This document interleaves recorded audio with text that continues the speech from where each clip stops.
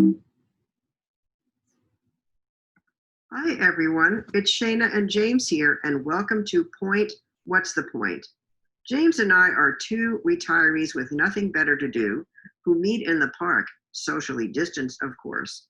For the last couple of weeks, we've been discussing and dissecting the California propositions. Then we got the brilliant idea to record some of our wisdom in the form of a video. So we sat down, created some impressive and helpful slides, and recorded some of our conversation for your benefit. In other words, we did the tedious work of reading the propositions and the arguments and where the money goes and comes from, and we even read the fine print, aka the text of the proposition. All this so you don't have to. So sit back and enjoy. Hi everyone, this is James. I just want to give you a brief overview of what you're going to see. For each proposition, there'll be an introductory slide that explains the issue. The following slide explains the good, the bad, and the ugly for each of the propositions. The good is in blue, the bad is in red, and the ugly is in purple. The next slide tells you who supports and who opposes each of the propositions. The final slide lets you know how we feel about it. If we oppose or favor the proposition.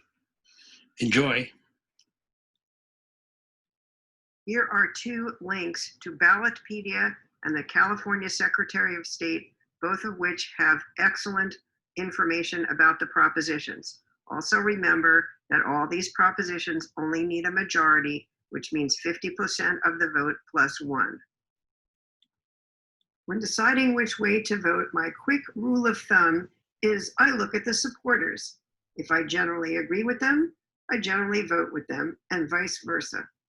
However, this year, some of the people I support happen to be on both sides of some of the propositions, so it's a little more difficult.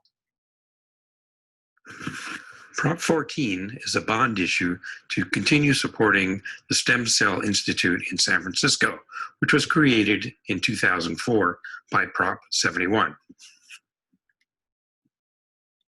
This bond issue is supported by many doctors and organizations active in stem cell research.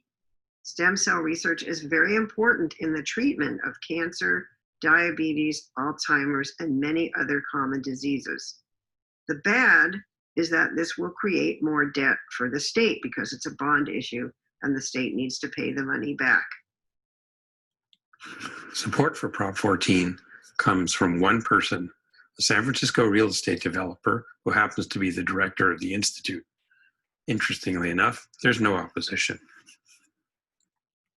Shana says yes. James says, I agree.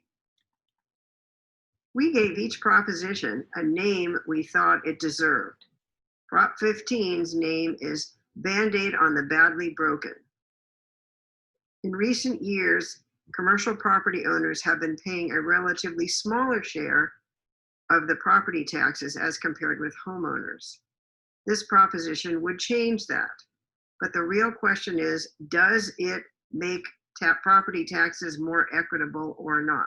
Even if it doesn't, should we still pass it because the schools need the money? The problem with Prop 15 is that it attempts to fix Prop 13's major tax cut by increasing the taxes only on commercial property. There's no increases on any kind of residential property, including giant apartment complexes. So it's only commercial property owners that have to bear the entire burden for Prop 13's cut. That was a major cut. That's not fair. What really needs to happen is the legislature really needs to look at Prop 13 and rectify that. And that means fixing the amount of money that everybody pays so it's fair and provides the schools and the state with the kind of money it needs to run. But don't put it all on the back of one sector of the economy. That's just going to hurt commercial property owners, and some are small-time operators, and it's going to hurt their tenants who are going to end up having to pay increases in their rents, which of course are going to be passed on to their customers. So it's just not fair. Many Democrats in the California legislature, the California Democratic Party, unions, and school districts support this proposition. California Republican Party and many business organizations and chambers of commerce oppose it. As you will see with other propositions, the Democratic Party and the Republican Party in California are generally on opposite sides. Shana says yes. James says no. In 1996, Prop 209 outlawed affirmative action in state hiring and college admissions. This Proposition 16 would repeal 209. While this is a complex and emotional issue, let me be clear about one thing. The federal government often requires businesses with government contracts to take affirmative action to recruit minorities and women. Affirmative action is legal so long as it meets with the federal government's requirements. Prop 209, on the other hand, made looking at a person's race or sex when deciding on college admissions and jobs illegal. This proposition would put California more in line with federal standards. Prop 16 is supported by a long list of Democratic office holders and by the Democratic Party. The Republican Party opposes the initiative and a number of Republican office holders. Much more has been spent in favor of the proposition. Shana and James both say yes. If you are given probation as part of your sentence, you never lose your right to vote in California. However, if you are sentenced to prison and then put on parole after that, until you have finished both your prison sentence and your parole, you do not have the right to vote. Proposition 17 would restore the right to vote to people that are out of prison and still on parole. Prop 17 would allow felons who've completed their prison term to vote. Interestingly enough, California is only one of 3 states where parolees can't vote. Again, we have a large number of Democrats in the legislature, Kamala Harris and Alex Padilla, the Democratic Party, and a number of unions voting for this. In fact, those groups spent $582,000 in support. In opposition is the Republican Party. However, no money was spent in opposition. Shana says yes, and James says yes. Prop 18 is pretty straightforward. If you're going to be 18 by the general election day, you should be able to vote in the primaries. An interesting point about 17-year-olds still living at home and being influenced by their civics teachers. I'm wondering, what exactly are the opponents afraid of? Prop 18 appears to enjoy wide support, and no money was spent in opposition to it. For both Shana and James, this was pretty much a no-brainer. We both say yes. Our title for this proposition, "The law giveth and the law taketh away," says it all. This bill is complicated. It has 2 parts, neither one of which goes with the other.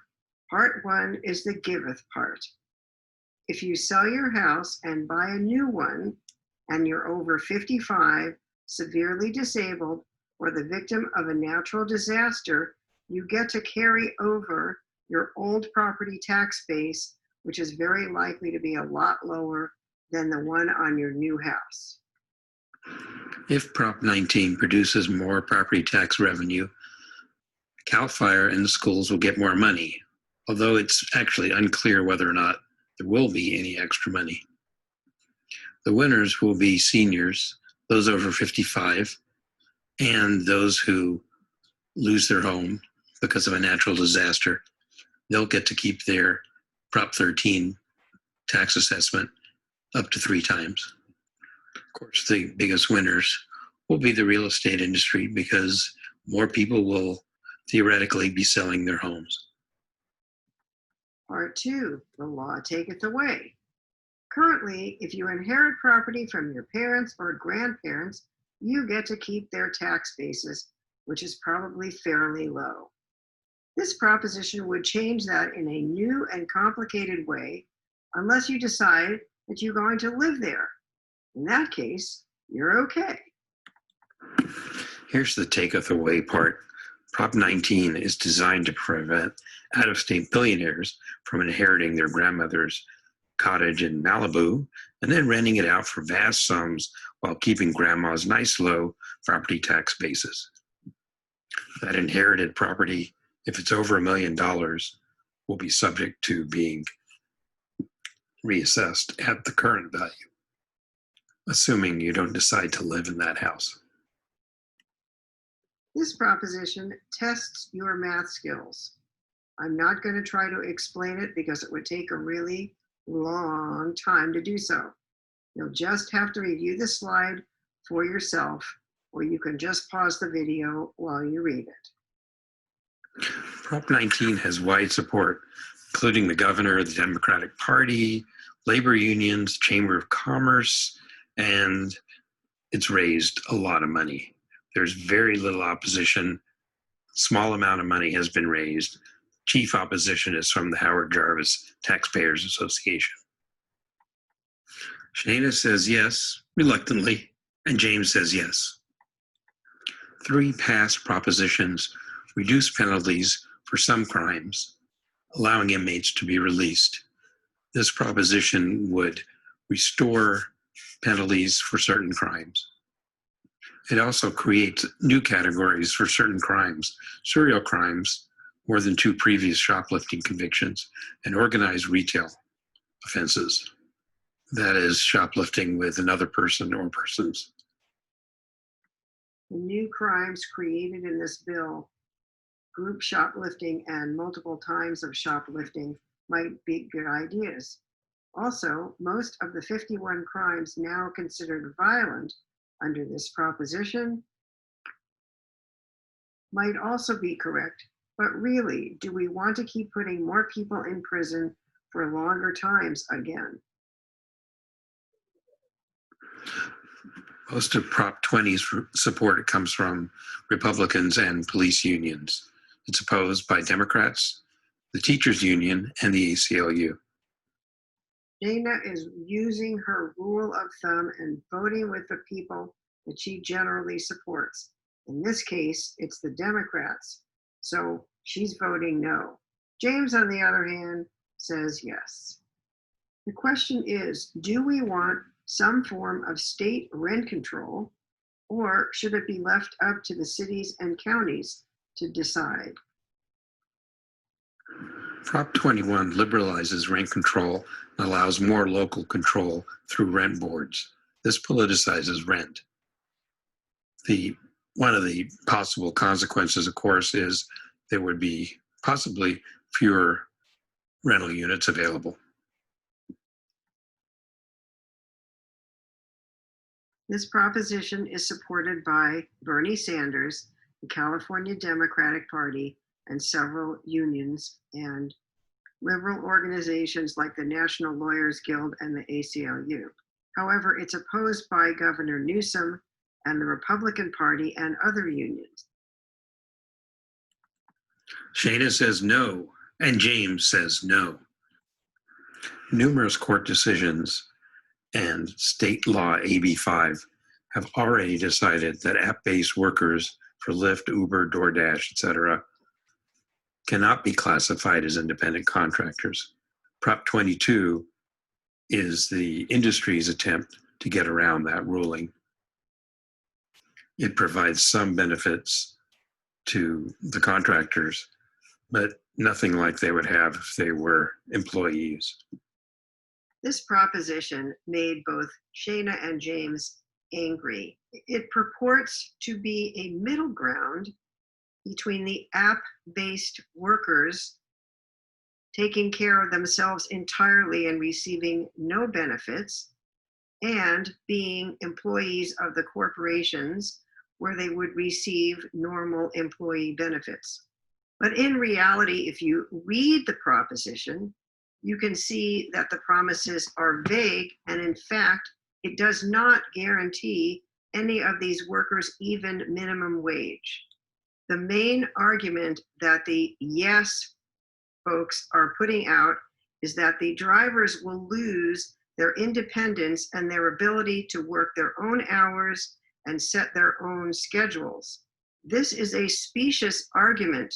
There is nothing that is preventing the corporations from giving their employees as much flexibility as they give their independent contractors now.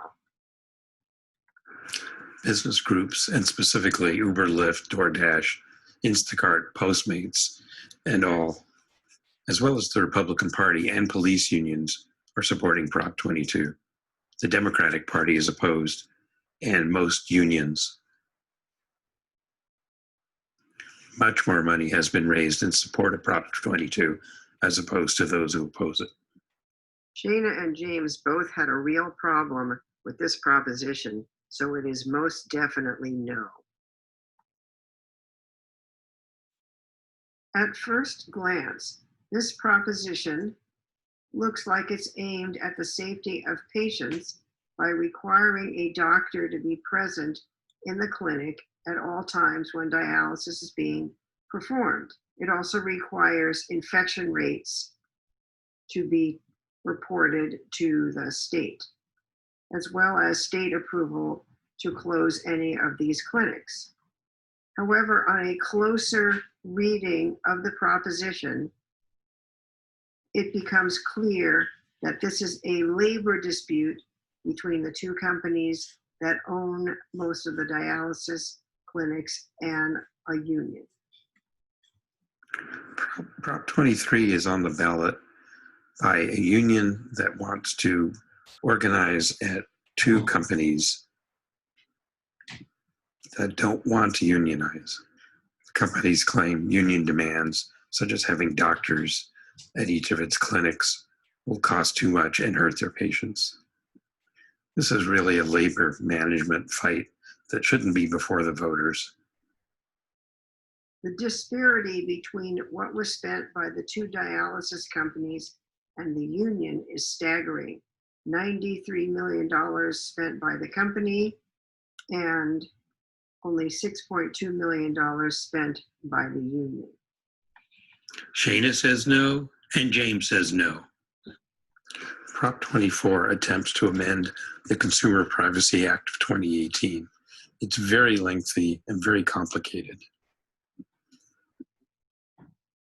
With several confusing propositions on the ballot, it's hard to know which one is the most, but I think I'm going to give the prize to Prop 24. In 2018, California passed the statewide consumer privacy law. Prop 24 would repeal almost all of that law. Prop 24 does have some good provisions. For example, it allows Californians to correct wrong information and to opt out of information being collected on them. But which businesses it would apply to and exempt remains unclear. Also, Prop 24 would create the California Privacy Protection Agency, and whether California needs a new agency to pay for is an open question. Prop 24 is really a mixed bag in terms of support and opposition. There are Democrats on both sides, Republicans on both sides.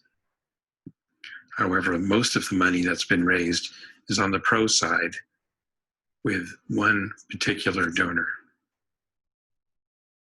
Shana and James both say no. In 2018, California legislature passed a bill getting rid of cash bail and putting a risk analysis system in its place. If this law stands, the entire bail industry in California would be out of business. So the bail industry put this referendum on the ballot. However, please be very careful how you vote. A yes on this proposition would keep the California law in place. A no vote would take us back to the cash bail system. Cash bail discriminates against the poor. Prop 25 attempts to fix that problem by removing cash bail.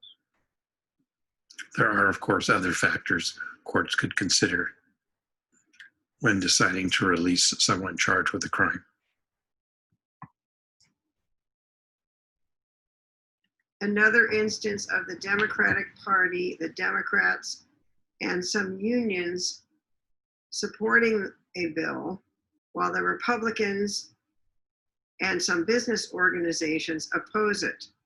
The interesting thing is that the American Civil Liberties Union opposed the original bill. However, they do not support the repeal of the bill because that would put them on the side of the bail bonds agency, which they are clearly not. Shana says yes, and James says yes.